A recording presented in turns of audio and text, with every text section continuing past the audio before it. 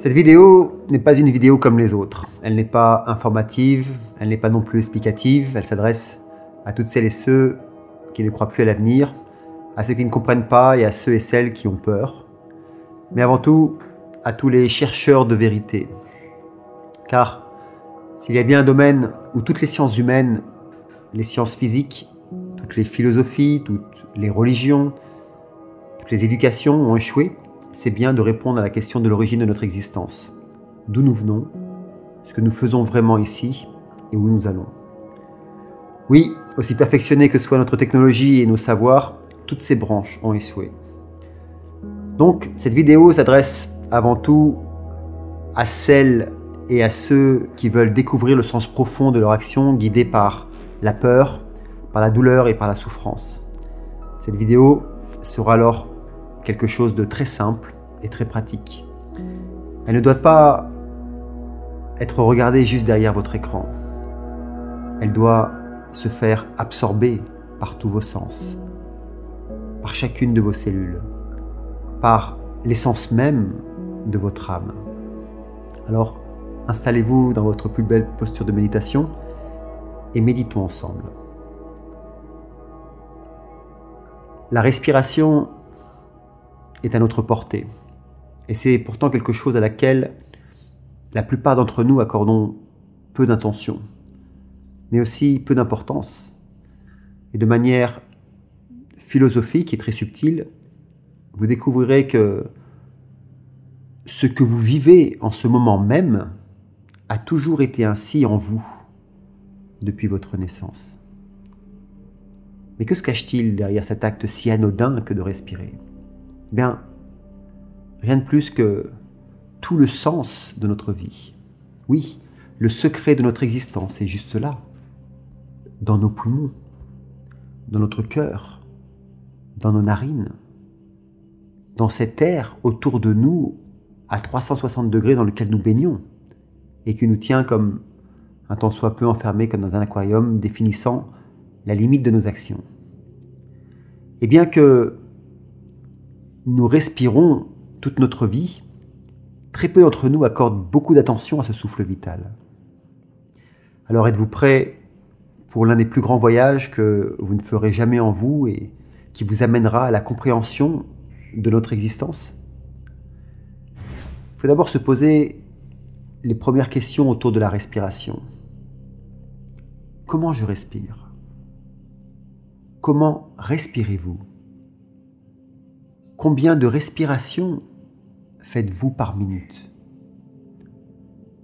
Il devient alors évident et simple à comprendre que si vous n'accordez pas une attention toute particulière et journalière à votre respiration, alors vous ne serez pas capable de découvrir la vérité de ce processus respiratoire que nous avons.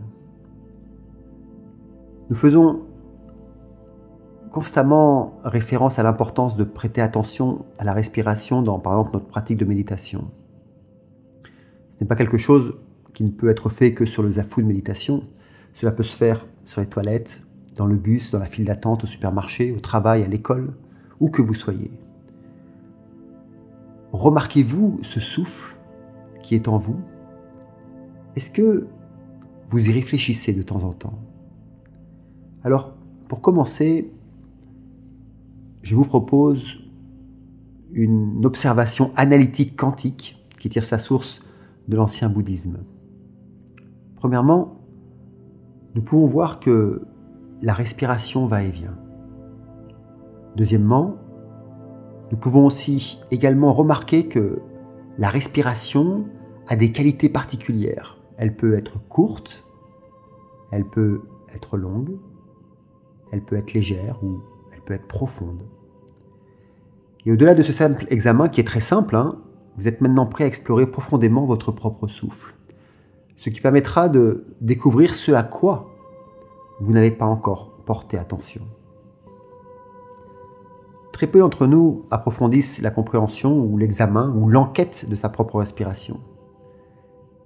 Alors, vous allez devoir, là maintenant, je dirais, vous élever à un niveau de conscience plus fin pour noter certaines choses qui ne sont peut-être pas encore éveillées en vous. Et concernant votre respiration, il est important de porter ce regard sur vous. Il est très facile d'observer ce processus respiratoire qui se déroule à chaque seconde, à notre insu. C'est à la portée de tout le monde. Maintenant, pour en comprendre son secret, il va vous falloir plus qu'une simple observation. Il va falloir y porter une attention profonde et très détaillée.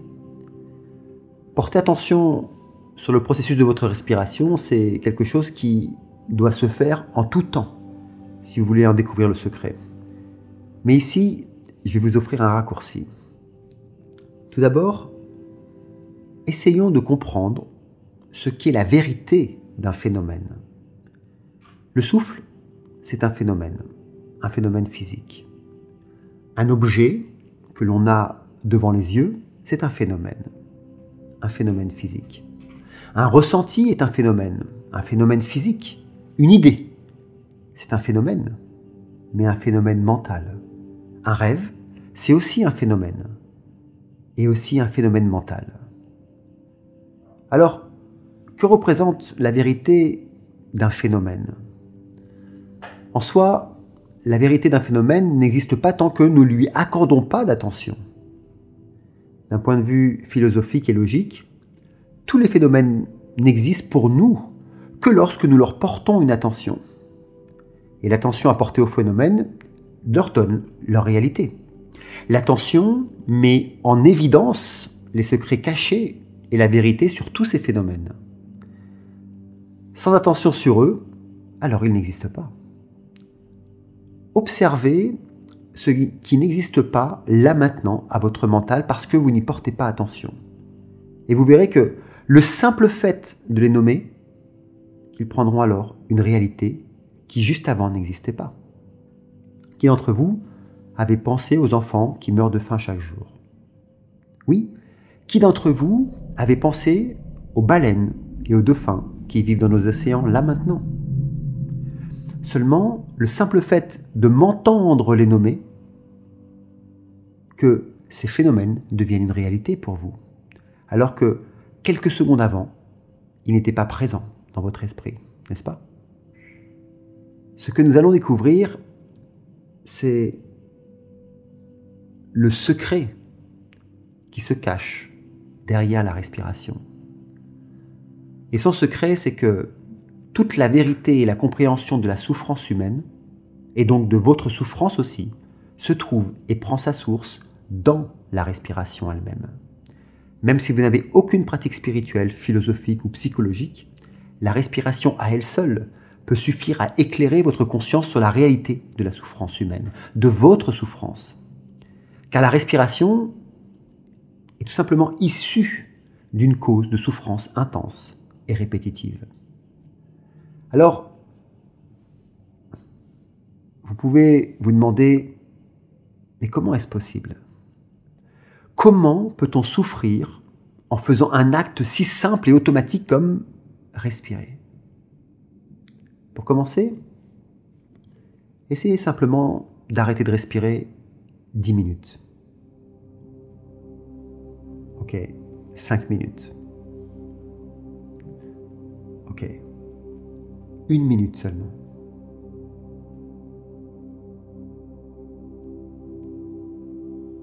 Vous allez voir que même 1 minute, ce n'est pas si facile, n'est-ce pas?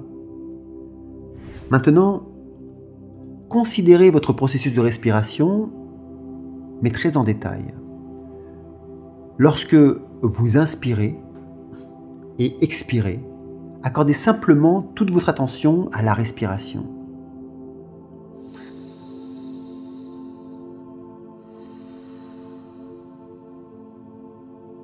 Inspirez et expirez.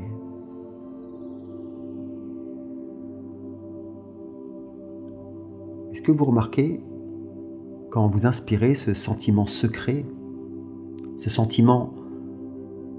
en nous de profonde satisfaction? Est-ce que vous le ressentez?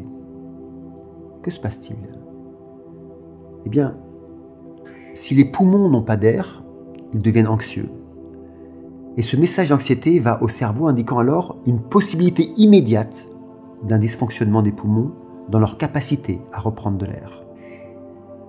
Et pourquoi cette anxiété nous arrive-t-elle au cerveau? Simplement car nous avons un fort désir de survivre et un fort désir d'exister en tant qu'être conscient, en tant qu'être respirant, en tant qu'âme humaine, en tant qu'être vivant. Et ce désir ne peut être mis à part juste dans un seul endroit de notre cerveau ou dans notre corps. Ce désir, il désire s'inscrire dans tout l'espace de notre corps, dans chacune de nos cellules et dans notre esprit. Chaque cellule de notre corps veut survivre. Et toutes les cellules coopèrent tout simplement pour donner ce message aux poumons, mais aussi donner ce message au cerveau, parce que chaque cellule demande de l'oxygène qu'elle reçoit. Et chaque cellule dépend aussi de l'oxygène qu'elle reçoit. Lorsqu'il n'y a pas d'oxygène disponible, la cellule devient agitée. Et cette agitation est alors transmise au cerveau, mais aussi transmise aux poumons. Et cette agitation, elle dit quoi? Respire. Respire. Donc, on peut juste par l'observation de notre respiration comprendre que le désir premier de notre vie prend sa source dans nos poumons. C'est ici qu'il se construit. Il est en quelque sorte le désir primordial qui surplombe tous les autres désirs de nos vies. Ce désir est ancré au fond de nous tous.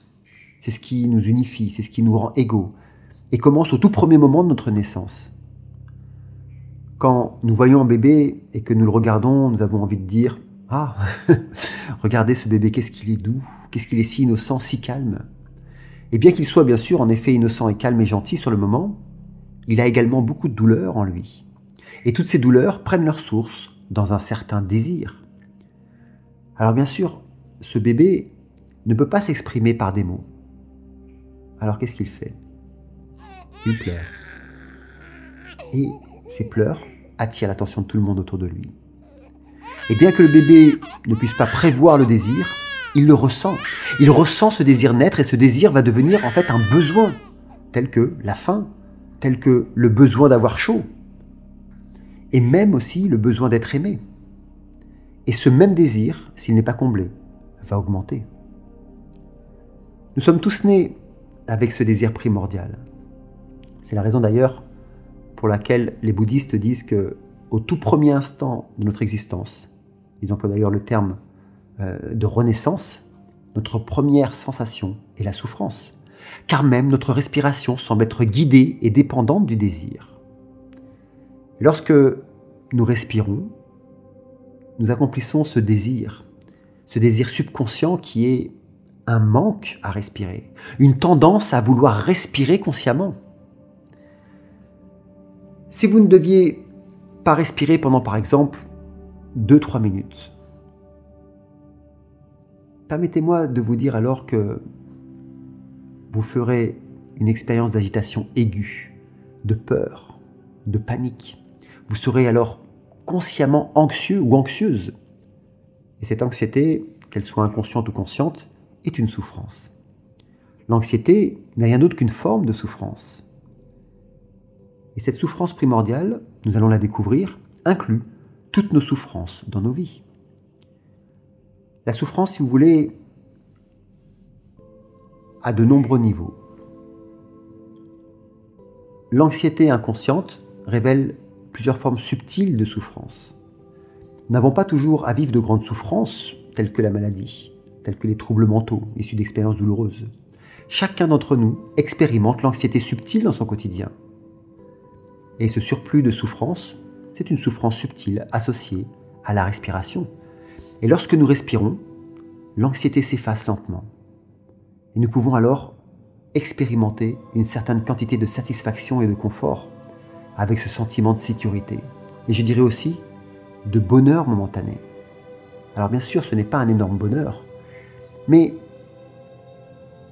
nous sentirons comme une forme de satisfaction à chaque fois que nous allons inspirer.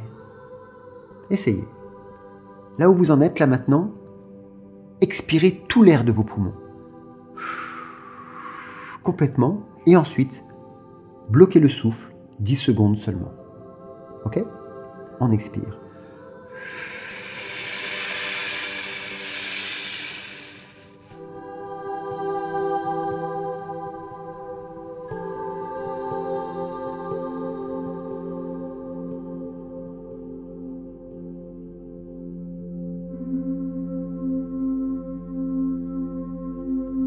En fait, nous ressentons un sentiment de satisfaction proportionnel à l'anxiété. Essayez. Expirez tout votre oxygène et bloquez maintenant votre souffle pendant 30 secondes. D'accord? Expirez totalement. Faites rentrer votre ventre, lâchez tout l'air de vos poumons et bloquez le souffle pendant 30 secondes.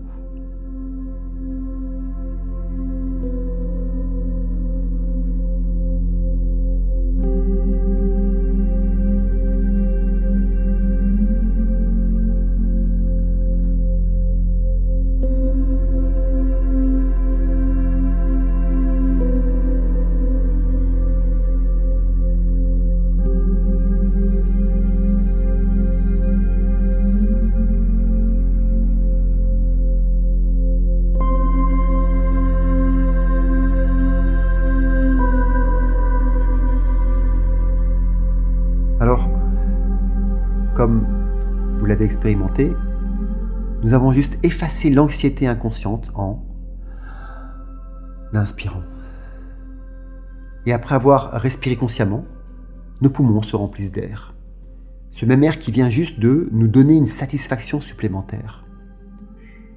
Mais après avoir eu cette satisfaction, cette même respiration va nous apporter une insatisfaction. Mais alors pourquoi? Pourquoi avons-nous une satisfaction lorsque nous respirons qui est suivie par une insatisfaction? Dit autrement, si satisfaction il y a, ça veut dire que nous étions déjà dans une insatisfaction. Alors, continuons à explorer ce processus. Lorsque nos poumons deviennent pleins, il nous est possible de retenir le souffle pour quelques instants, peut-être 1 minute, peut-être 2 ou plus, par exemple pour les apnéistes. Lorsque nous retenons notre souffle, nous nous sentons mal à l'aise. Nous nous sentons oppressés dans nos poumons. Nous ressentons comme une forme de pression inconfortable. Alors, que se passe-t-il à l'intérieur? L'oxygène rentre et le CO2 présent doit sortir. Les poumons ne peuvent pas tenir ce CO2 pendant très longtemps avant d'envoyer un message au cerveau. Et le cerveau envoie un autre message aux poumons. Il dit « poussez, rejetez le CO2, poussez-le dehors ». Et au fur et à mesure que le poumon maintient la respiration, pendant ce temps, nous pouvons commencer à ressentir une anxiété. Et si ça dure plus longtemps, alors nous aurons une grande sensation de panique. Essayez. Il suffit de regarder par exemple les personnes qu'on étouffe pour vous rendre compte que très rapidement, c'est tout le corps qui se met à bouger pour chercher cet air si nécessaire à notre vie. Oui, cet oxygène à lui seul remplit et surplombe tous nos besoins. Respirer est juste un épiphénomène qui transforme l'insatisfaction en satisfaction et vice-versa. Ainsi, la même respiration qui, au début, nous apportait satisfaction, commence à faire pression et nous apporte insatisfaction. Puis, nous apporte ensuite de l'anxiété. Nous vivons en fait une forme de frustration. Le souffle naît, grandit en nous, apportant une satisfaction, un certain bonheur, puis il vieillit et se meurt, et nous apportant une insatisfaction qui se traduit par une anxiété. Et ce même cycle, à chaque instant, durant toute notre existence, se répète, et se répète encore. Laissez-moi vous donner quelques exemples.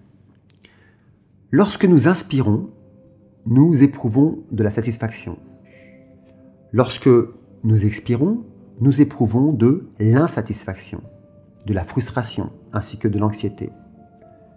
À la naissance d'un projet, nous avons de la satisfaction. A contrario, lorsque ce projet se meurt, une insatisfaction, une frustration et une anxiété est présente. Lors de notre vie quotidienne habituelle, une insatisfaction est présente. Si survient un changement radical de nos habitudes, une insatisfaction, une frustration et de l'anxiété peuvent alors apparaître. Lorsque nous sommes libres dans nos actions du quotidien, nous éprouvons de la satisfaction. Cependant, en période de déploiement de règles liberticides, une insatisfaction, une frustration, une anxiété alors se fait sentir. Chaque moment de notre existence, chaque respiration nous amène à un nouveau moment. Cette action, c'est pour moi le cri de souffrance des 100 000 milliards de cellules qui composent notre corps, qui ont besoin de cet oxygène et de se débarrasser de ce dioxyde de carbone. C'est un désir qui est profond. Alors, que nous amène ce désir? Tout d'abord, c'est ce désir qui nous amène à faire entrer de l'air. C'est aussi cette envie qui nous oblige, qui nous force à pousser le dioxyde de carbone à l'extérieur. Enfin, le désir d'avoir, de ressentir nous rend heureux. Lorsque nous n'avons plus ou ne ressentons plus, c'est donc le désir qui nous rend tristes. Dans le désir lui-même, il y a un moment de tristesse et un moment de joie. À chaque respiration, lorsque nous y prêtons attention, nous découvrons qu'il y a une vérité établie. Nous avons toujours de la cupidité, un désir immodéré, un désir permanent et inconscient. La respiration nous dévoile une autre vérité. Celle-ci, qu'il y a en fait toujours cette satisfaction dans cette insatisfaction. Mais il y a une troisième vérité. Nous vivons ce qu'on appelle le vieillissement. Alors un autre nom plus adapté au vieillissement, pour moi, ce serait des années d'amélioration ou bien l'âge de sagesse. Il faut saisir qu'en raison de l'impermanence, ces sentiments de joie et de tristesse s'élèvent et cessent toujours. C'est à cause de l'impermanence que nous avons le désir d'inspirer et le désir d'expirer. Inspirer tout d'abord l'air à l'intérieur de notre corps. Et comme un souffle est impermanent, nous devons alors expirer cet air vers l'extérieur. Et puis, nous devons respirer à nouveau. Donc, la nature de l'impermanence est de forcer quelque chose à se répéter encore et toujours. Quand quelque chose se passe, quand quelque chose se crée, même une aide, même un virus, une maladie, une douleur, ça ne dure pas, ça disparaît, ça s'évanouit. Et nous devons le répéter encore et encore et encore. Lorsque nous regardons attentivement la respiration, nous commençons à réaliser qu'il n'y a rien dans cette vie que nous ne faisons qu'une seule fois. L'impermanence provoque donc les choses à l'infini. Elle provoque la répétition encore et encore. On peut alors se poser la question, mais qu'en est-il de la naissance? Et qu'en est-il de la mort? Elle ne se répète pas. Elle n'arrive qu'une seule fois. Mais le fait est que la naissance et la mort ne nous arrivent pas qu'une seule fois. Nous pouvons voir ça quand nous observons notre respiration. La naissance a lieu à chaque fois que nous inspirons. Et la mort a lieu à chaque fois que nous expirons. Alors, comment faut-il le comprendre? Il existe 3 types de mort. Alors, le premier type, c'est la mort momentanée, la mort du moment. Ça se produit des milliers de fois par seconde. Le second type, c'est la mort conventionnelle, c'est-à-dire la mort du corps. Et le troisième type de mort, c'est la mort dite de la coupure. C'est la coupure de l'existence, coupure du processus de renaissance et de mort. Et ce processus infernal est appelé le samsara dans le bouddhisme tibétain, aussi dans le bouddhisme traditionnel et l'hindouisme, qui est le cycle de la vie, et de la mort, et de la renaissance. Alors, comprendre le secret de la vérité et de la respiration, et vivre en fait ces multiples morts momentanées, nous aide à faire face plus tard à la mort conventionnelle. Quand nous regardons profondément quoi que ce soit, dans notre cas, ça sera la respiration, nous voyons que chaque instant change. il n'y a rien, par conséquent, pour nous, à conserver. Tout change, tout est changement, tout est mouvement, tout est transformation. Et nous devons accepter cette foi irréfutable de l'existence dans le monde dans lequel nous vivons et non lutter contre elle. Ou alors vouloir garder nos anciens dogmes, nos anciens modes de fonctionnement. Quand nous voyons cette vérité, nous arrivons à comprendre que la mort conventionnelle n'est rien de plus que ces morts temporaires, que ces morts momentanées que nous vivons. Lorsque par exemple nous inspirons, nous ne savons pas vraiment si nous allons mourir ou pas à ce moment précis. Peut-être à chaque inspire ou expire, nous pouvons mourir d'une crise cardiaque, d'une infection ou de toute autre chose. De même, lorsque nous expirons, nous ne savons pas si nous pourrons encore respirer à nouveau. Nous ne le savons pas. Personne ne le sait. Aucun scientifique au monde, aucun docteur au monde ne peut le prédire. Le moment de la mort est si naturel, si réel, si rapide. Ça nous arrive tout le temps. Si nous regardons autour de nous et si nous gardons ça à l'esprit, nous en comprendrons en fait la vérité. Ensuite, lorsque la mort conventionnelle approchera, nous n'en aurons pas peur. C'est la même chose qu'une mort momentanée. La mort conventionnelle va juste être suivie d'une autre naissance conventionnelle. Une renaissance dans une nouvelle destination. L'objectif ultime bouddhiste n'est de jamais renaître. Pourquoi? Parce que si vous n'êtes pas né, vous ne pouvez pas mourir. Si vous naissez, vous allez toujours mourir. Vous recommencerez encore et encore, toujours. La mort et la naissance sont la souffrance. La répétition de cette même mort, de cette même naissance est la souffrance. La répétition de nos mêmes actes personnels, spirituels, de nos mêmes actes de société, de nos mêmes décisions politiques mène à la souffrance. En fin de compte, nous cherchons à mettre un terme à la répétition de la mort momentanée et à la mort conventionnelle. On va dire que l'envie, l'avidité et le désir doivent s'arrêter. Pourtant, tant que nous ressentons le désir que nous fassions quelque chose de sain, d'avantageux ou de préjudiciable, quoi qu'il arrive, la frustration et la souffrance continueront de se reproduire depuis ces deux morts conventionnelles et momentanées. Elles continueront de se reproduire encore et encore. Ce processus doit être arrêté, doit être réduit au silence, à la paix. Nous pouvons donc maintenant voir que nous avons toutes ces leçons cachées en nous au travers du processus de la respiration.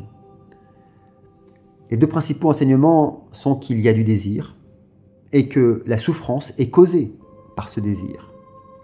Et tout ça, y compris la respiration, est une souffrance.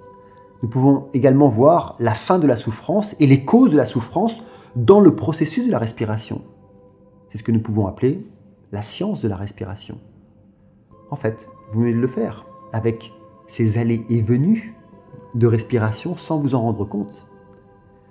Certaines personnes penseront « je suis humain, je dois contrôler ma respiration. C'est le désir naturel. » Eh bien, sachez que ce n'est pas vrai. Vous pouvez simplement la regarder sans jamais la contrôler, sans rien décider du tout.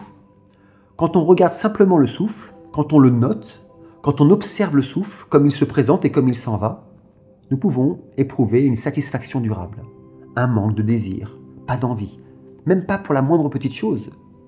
C'est une expérience de paix.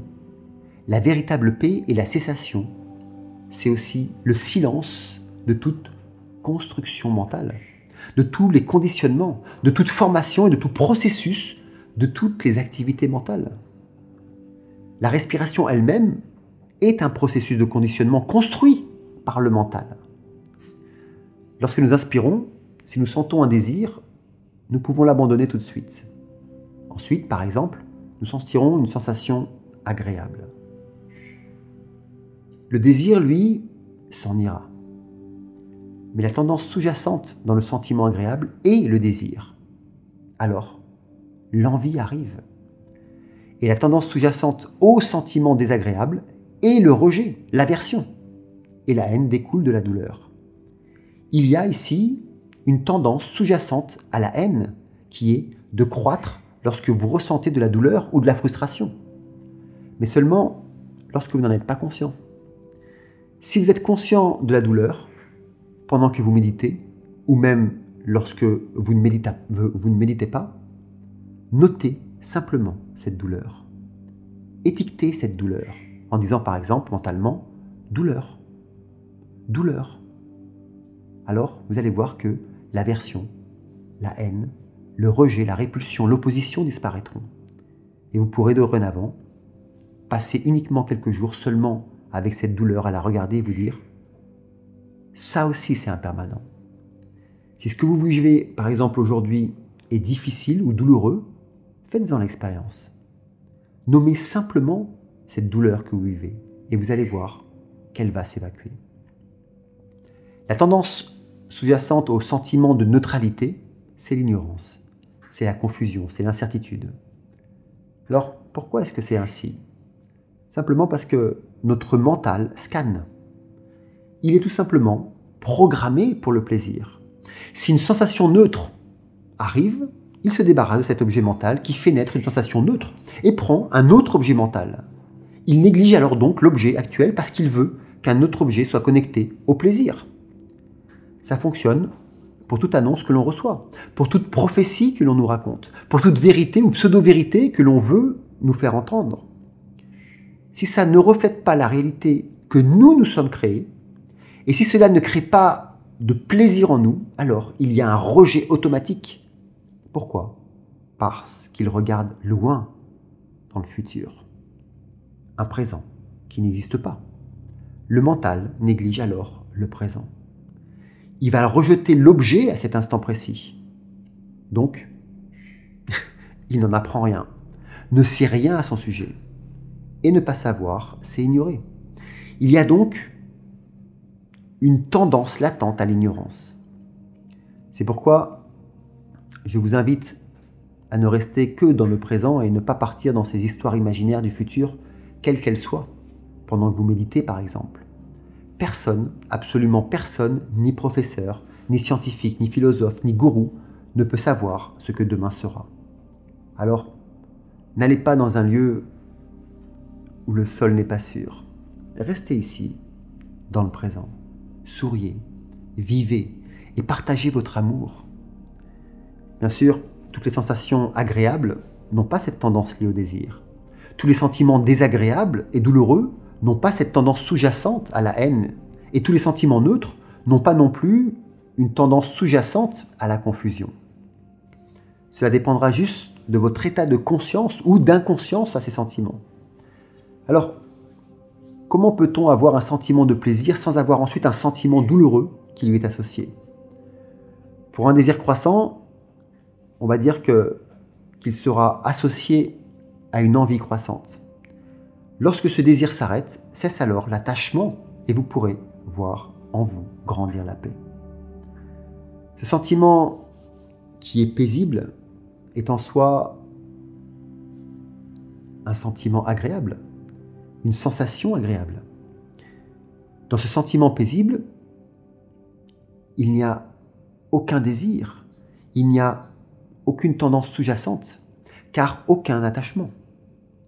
C'est ce qui est appelé le bonheur sans désir, ou le bonheur sans cupidité. C'est tout simplement un bonheur spirituel. Ce bonheur n'est pas de ce monde. Il n'est lié à aucun phénomène physique et aucune création mentale. De même, nous pouvons avoir un sentiment spirituellement désagréable et douloureux, sans haine, ni aversion, ni répulsion. Par exemple, nous pouvons concentrer notre esprit sur notre respiration. En agissant ainsi, qu'est-ce qu'il va faire? Il devient alors possible de contempler l'impermanence autour de nous, et donc de décider d'abandonner la cupidité, et ainsi de suite. Cela peut se produire pendant de longues périodes pendant vos méditations. Pourtant, vous n'obtiendrez peut-être toujours pas la paix escomptée. Si cela se produit, vous pourriez avoir un sentiment de frustration désagréable de ne pas avoir atteint cette paix. Mais c'est sans haine, c'est sans aversion, c'est sans irritation. Le méditant comprend donc, au lieu de s'énerver ou d'être déçu, il dira « je dois faire plus d'efforts et donc je dois poursuivre ma méditation ». Cette expérience devient donc un encouragement pour le méditant à pratiquer plus rigoureusement, plutôt que de se fâcher. C'est pourquoi c'est une sensation assez désagréable et douloureuse, mais sans haine et sans aucune tendance sous-jacente à l'aversion. C'est une utilité utile, ce sentiment désagréable, ce mécontentement. Il peut par exemple stimuler un sentiment d'urgence, une certaine vigueur pour s'entraîner davantage, mais sans désirer un résultat. Si vous continuez avec honnêteté, avec ardeur aussi, à suivre cette pratique dans votre vie quotidienne, vous trouverez une expérience momentanée de la cessation de la cupidité, la cessation de la haine et de l'illusion. Et cette aversion, mais aussi cette confusion, cesseront tout de suite. À ce moment-là, ça vous apportera un sentiment de paix énorme. Vous savez, c'est comme un arrêt momentané de la souffrance. Juste être là, avec le souffle. Rien d'autre. Et dans cet instant, rien d'autre n'est nécessaire. C'est ce qu'ont vécu tous ceux qui ont, par exemple, pratiqué Anapanasati de manière sérieuse, par exemple, lors de mes retraites méditatives ici à Bali. Temporairement, avec Anapanasati, nous faisons l'expérience de la béatitude juste une fraction de seconde. Béatitude parfois aussi appelée le samadhi ou appelée le nirvana. Cette expérience nous donnant en fait une indication, un avant-goût de ce à quoi ressemble le samadhi ou le nirvana. Pour chaque instant où nous lâchons prise sur nos désirs, par exemple sur nos avidités, ou l'envie de respirer, nous expérimentons cette paix qui est absolue en nous. Nous pouvons aussi la voir en concentrant simplement notre esprit sur la respiration.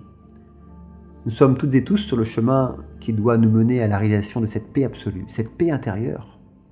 N'est-ce pas ce que vous recherchez vous aussi, intrinsèquement, au-delà de toute expérience de vie? N'est-ce pas cette paix en vous?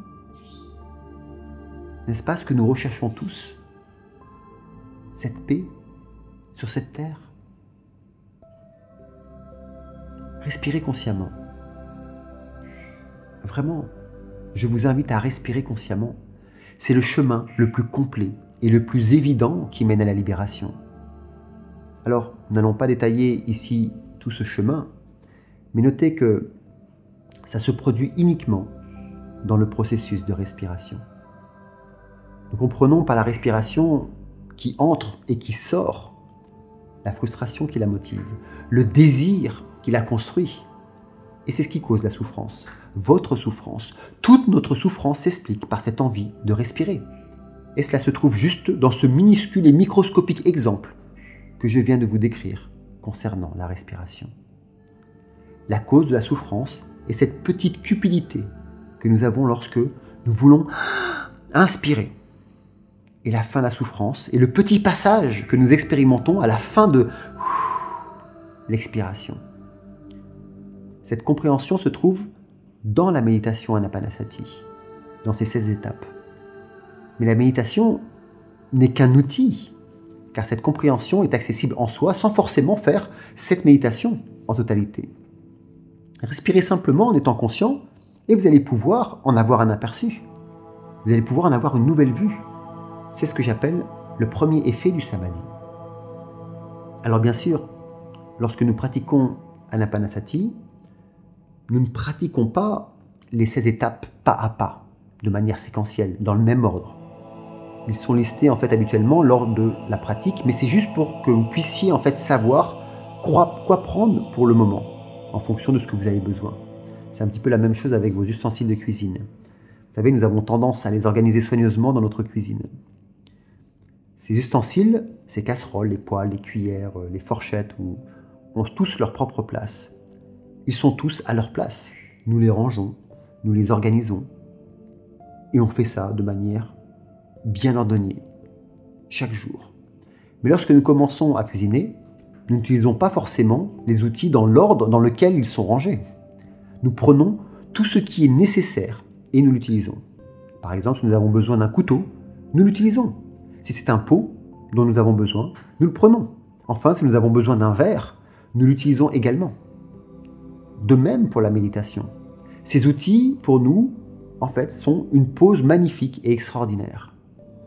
Et nous prenons ce que nous avons besoin au moment de notre méditation. Lorsque vous apprenez, c'est sûr que vous apprenez étape par étape, pas à pas, dans de bonnes conditions, avec un beau discours, avec une vue claire, avec une belle motivation.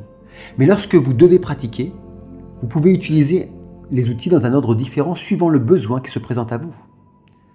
Voici donc un autre exemple du gain encore plus important, connu dans cette activité qui est très simple.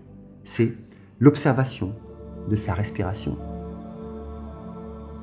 Quelles que soient les expériences qui se présentent à nous, quoi que nous réserve la vie, fuir la réalité ou entrer dans un déni, c'est sortir de sa méditation, car la méditation, c'est être dans le présent. Si vous restez dans le présent et dans l'acceptation totale de ce qui arrive, et ce quoi qu'il arrive, que cela soit d'origine naturelle ou humaine, vous verrez que les vérités se dévoileront toutes seules devant vous. Alors, si vous vous engagez dans cette pratique d'observation de votre respiration en maintenant votre attention, vous continuerez de grandir, vous continuerez d'évoluer quoi qu'il arrive et quoi qu'il se passe à l'extérieur. De plus, vous serez encore de plus en plus présent et conscient des événements environnants, alors que d'autres vivront dans la peur d'un lendemain incertain. Et vous serez celui ou celle qui les aideront à y voir clair. Car quand vous voyez clair, en vous, vous voyez clair à l'extérieur de vous. Par conséquent, vous continuez de garder la joie de vivre, continuez de garder le sourire et continuez de respirer. Observez votre respiration, matin, midi et soir. Observez son début, observez son milieu et observez sa fin. La paix est dans le cœur des êtres. La paix règne en maître sur la terre. Om Shanti, Shanti, Shanti.